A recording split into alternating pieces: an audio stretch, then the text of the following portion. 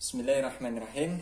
Selamat pagi sahabat semuanya. Kembali lagi kita berjumpa di dalam video baking bersama salak tiga rasa.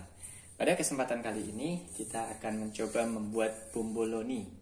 Nah, permasalahan yang sering terjadi di dalam kita membuat bomboloni adalah bomboloninya kurang mengembang, bomboloninya wateringnya kurang tinggi, kemudian sering keras, kadang juga kemudian ketika kita membuat bomboloni yang kita hasilkan itu kempes setelah kita goreng. Nah, pada kesempatan kali ini kita coba akan mempelajari itu semua supaya bomboloni yang kita hasilkan memiliki kualitas tekstur yang baik, memiliki penampakan yang bagus, watering yang tinggi dan kokoh ya. Nah, ini satu lagi bahwa watering bomboloni seringnya itu yang dibuat ketika menggoreng tinggi, kemudian setelah selesai digoreng, dia angkat dari wajan itu, wateringnya turun. Apa saja penyebabnya? Bagaimana kemudian kita bisa menghasilkan bomboloni yang kualitasnya tadi bagus, kualitasnya teksturnya lembut, wateringnya tinggi, mengembang bagus, menul-menul. Kalau bahasa orang-orang yang sering digunakan itu menul-menul bomboloninya. Kita bisa memperhatikan dengan seksama, dengan detail, step by step dari video yang akan kami tampilkan. Baik, kita mulai. Pertama, dari proses mixingnya terlebih dahulu. Bisa diperhatikan dengan baik proses mixingnya. Yang pertama, kita timbang dengan tepat bahan-bahan yang akan kita gunakan.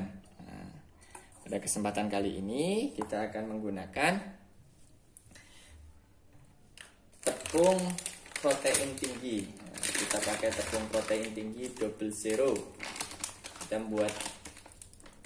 menggunakan tepung double zero. Salah satunya kenapa menghasilkan adonan yang bagus. Menggunakan tepung double zero itu menghasilkan adonan yang bagus, warna tepungnya juga putih. Untuk kelas protein tinggi yang biasa, protein tinggi yang biasa, bukan protein tinggi yang super, double zero ini sudah termasuk bagus. Dibandingkan dengan tepung yang lain, misalnya kami pernah membandingkan dengan tepung cakra ya, yang sering banyak digunakan, tepung cakra itu warnanya lebih putih double zero.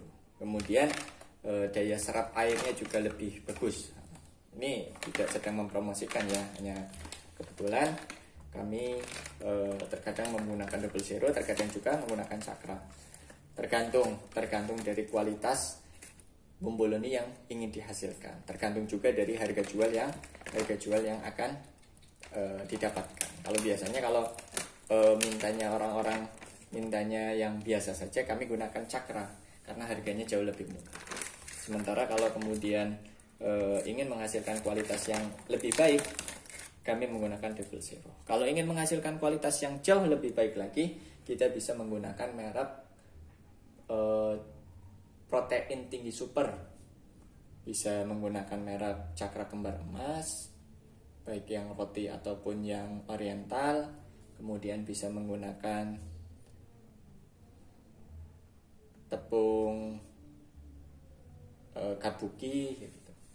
Kemudian bisa menggunakan jenis tepung protein tinggi super yang lainnya. Itu biasanya hasilnya lebih putih lagi, produknya lebih ringan, kemudian lebih menul-menul lagi. Tentunya dengan harga yang lebih tinggi lagi. Tapi untuk harga jual yang medium, yang cukup lah ya, tidak terlalu murah dan tidak terlalu mahal, kami menggunakan tepung double zero. Baik, kita timbang dulu di sini.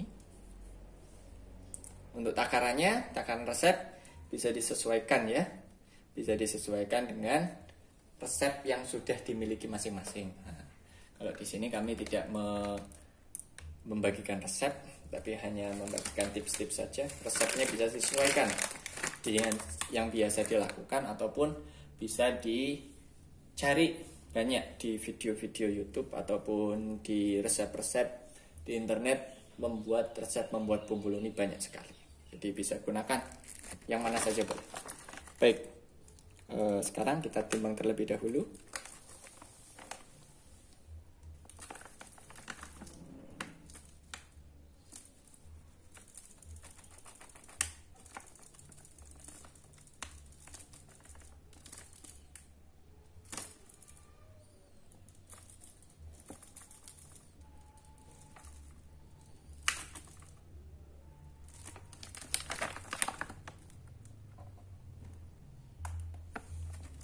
Nah, setelah ditimbang, kemudian kita juga menggunakan tepung protein sedang sebagai campuran antara tepung protein tinggi dengan tepung protein sedang. Tujuannya untuk apa? Kenapa dicampur dengan tepung protein sedang? Tujuannya adalah supaya produk yang dihasilkan lebih kokoh. Nah, di sini juga rahasianya ada beberapa bahan yang dapat menjadikan bomboloni itu lebih kokoh, lebih empuk, dan tidak gampang kempes. Nah, ada beberapa bahan, nanti bisa diperhatikan ya. Bahan yang pertama adalah tepung protein sedang. Nah, kita tambahkan tepung protein sedang. Di sini kami menggunakan yang repack ya. Repack. Bisa menggunakan merek segitiga, Sania, terus merek yang lainnya juga boleh.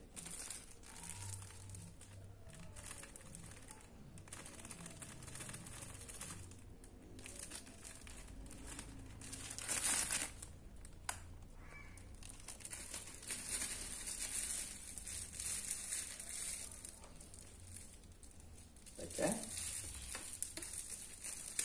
Kemudian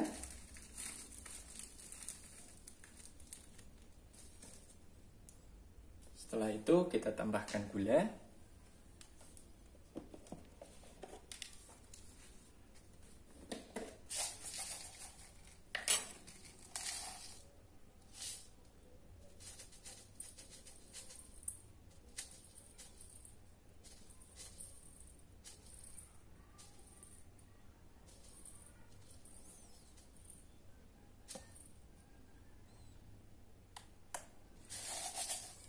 Kemudian kita tambahkan ragi. Di sini kami menggunakan ragi sap instan ya. Tambahkan ragi.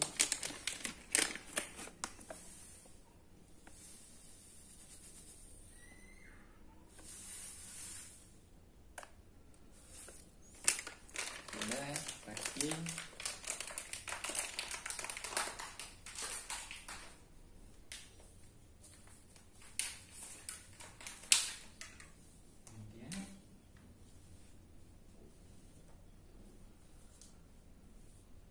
Kemudian kita tambahkan telur. Nah, ini juga salah satu bahan rahasia yang dapat menjadikan bomboloni kita kokoh. Apa? Telur. Telur di sini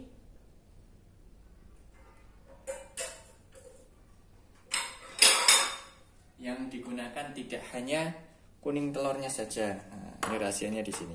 Kalau kuning telur kita tambahkan, itu akan menjadikan lebih lembut.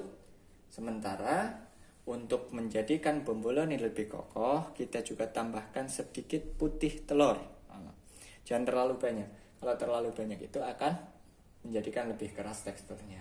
Tetapi kalau sedikit itu akan menjadikan lebih kokoh.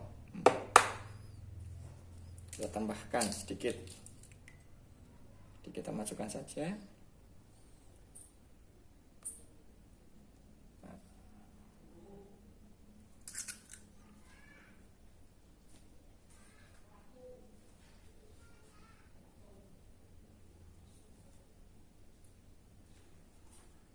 Kemudian bahan berikutnya yang kita tambahkan adalah baking powder.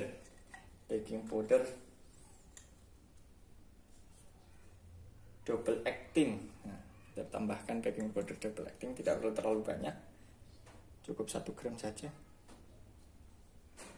Ini tujuannya juga untuk menjadikan lebih mengembang dan lebih kokoh. Lebih mengembang dan lebih kokoh. Nah, setelah itu bahan-bahan yang lain boleh ditambahkan, misalnya bahan-bahan tambahan yang lain untuk meningkatkan kualitas, misalnya kita tambahkan perisa supaya aromanya lebih enak dan rasanya juga lebih meningkat. Kemudian bahan tambahan lain, misalnya kita tambahkan pelembut supaya kemudian lebih awet lembutnya. Bisa juga kita tambahkan sedikit pengawet, yang tentunya pengawet yang food grade ya, yang diperbolehkan untuk makanan, dengan takaran yang sudah ditetapkan oleh BP POM, tidak boleh melebihi dari takaran yang sudah ditetapkan. Itu tujuannya untuk apa? Tujuannya untuk supaya kemudian lebih awet ketika kita menyimpan bomboloninya. Terutama untuk yang jualan, misalnya kita ngambilnya setiap 5 hari sekali, 6 hari sekali, atau 7 hari sekali, kita bisa menambahkan pengawet. Tapi untuk kesempatan kali ini kita tidak menambahkan itu, karena ini untuk konsumsi sendiri, untuk konsumsi pribadi, dan tidak disimpan dalam jangka waktu yang lama. Kita tidak menambahkan itu. Baik, ini saja bahannya. Kemudian jangan lupa nanti tambahkan air. Berapa takaran airnya? Airnya saya sendiri tidak pernah menimbangnya. Kenapa? Karena kondisi masing-masing tepung itu berbeda. Misalnya walaupun mereknya sama, tetapi antara tepung yang sudah disimpan lama dengan yang baru buka, antara yang kemasan karung dengan yang kemasan plastik pabrikan, itu juga akan berbeda daya serap airnya. Kenapa? Karena kondisi tepung tersebut, penyerapan air dalam tepung itu dipengaruhi oleh kandungan kadar air di dalam tepungnya dan kelembaban di dalam tepungnya. Maka kita tambahkan saja sampai kapan? Sampai kondisi adonannya itu kalis elastis tetapi tidak selembek roti. Nah, nanti seperti apa kondisi yang baik itu nanti akan kita bahas di video-video berikutnya. Pada saat mixing nanti kita akan membahas. Baik. Saya rasa cukup dulu untuk menimbang bahan. Kita lanjutkan ke proses mixing.